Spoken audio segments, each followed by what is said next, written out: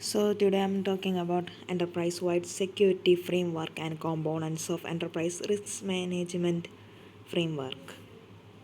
So what is wide security framework? Enterprise organizations come in all shapes and size, but they all share some common challenges, including business continuity, compliance, physical security, IT security, and employee safety. The threats seen by this organization on a daily basis make security a top priority for board executives. Today, risk management is evolving beyond basic premises protection to focus on business security as a whole. What is enterprise-wide security framework?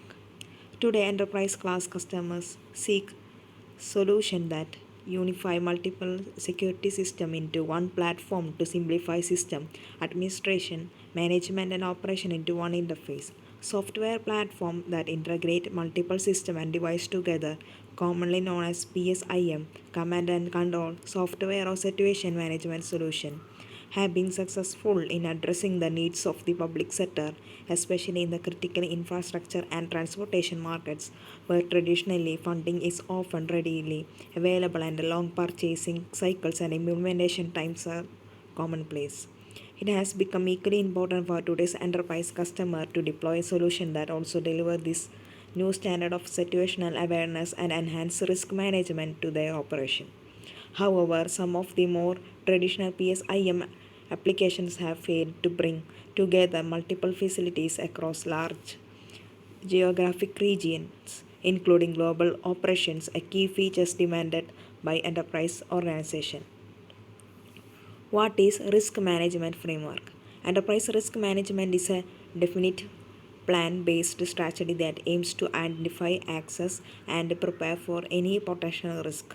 It's vital for your firm as this risk can negatively impact your firm's financial well being and reputation.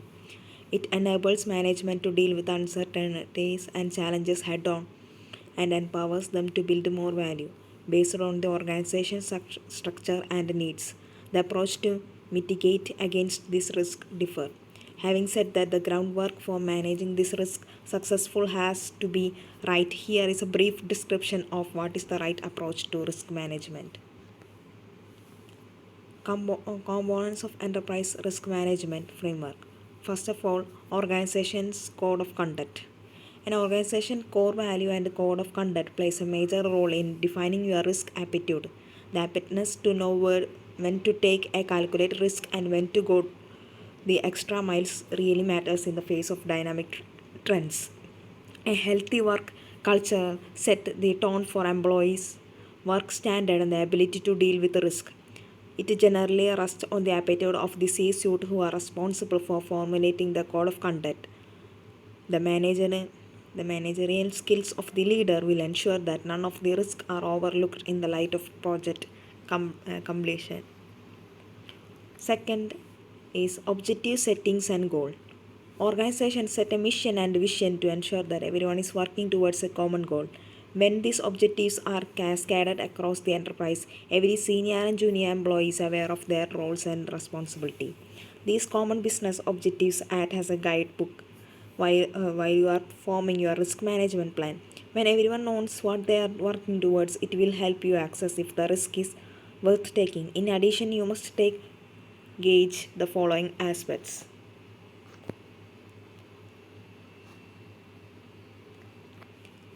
Risk tolerance, the maximum level of risk that you can take to fulfill your mission and goals. Second is risk appetite, the level of risk you are willing to take to pursue your goals and objectives. Once you have defined these attributes, you can form a high level risk management plan that caters to your strategy and goal. Now we have third component is identification of risk and opportunity. It is one of the most crucial components of the ERM framework. In the course of project execution, you will come across two types of events, risk and opportunity. Risk can disrupt the project progress, while opportunities can give you firm some tangible benefits. Analyzing this event is at the core of the risk mitigation strategy. Fourth one, we have risk assessment and its categorization. Risk can be of different types based on the several areas of business they can impact. It includes strategic risk. It poses a threat to the business sustainability, operational risk. It can cause efficiency in resource management, compliance risk. It violates the rules and the regulation of a business and so on. You can add a lot more to the list based on the nature of your business. For instance, cybersecurity risks are crucial for an IT firm. The categorization of this risk will enable you to prioritize them and decide a course of action. Fifth, we have risk response and mitigation. After careful assessment and categorization of risk, it's time for you to decide on a response. Based on the type of risk, your response will vary. Here are the ways in which we can respond to risk. Reduce. Reduce the risk to minimize its impact. Second one, accept. Accept the impact if it's negligent or minimal. Third one, avoid. Eliminate or forego the risk. Fourth one, transfer. Assign the mitigation to a competent third party. The ones its own leaders to ensure that employees are implementing the right risk response in favor of the strategic planning process. Sixth, checks and balance. Checks and balance are necessary to ensure that the response activities are carried out according to the policies. The company's ethics and values as important as risk mitigation measures. If any employee deviates from the defined laws, it will not go unnoticed. As a part of the framework and risk management strategy, the board of directors must clarify the roles and responsibility with transparency. This documentation must also include the internal control measures in case of unethical behavior. Seventh one, information and communication. Communication is the essence of any business, especially in the digital advanced world. It holds immense value. In risk management, every employee must be capable of identifying potential risk and communicating it to the managers and stakeholders. This process will ensure that no risk is overlooked. To do so, firms should invest in training programs to help their employees learn all about risk assessment and identification. Ultimately, you will see an exponential risk in your life, rise in your efficiency. And the last components of ERM is monitoring and call to action. We all can agree to the fact that every program and strategy has a scope for improvement.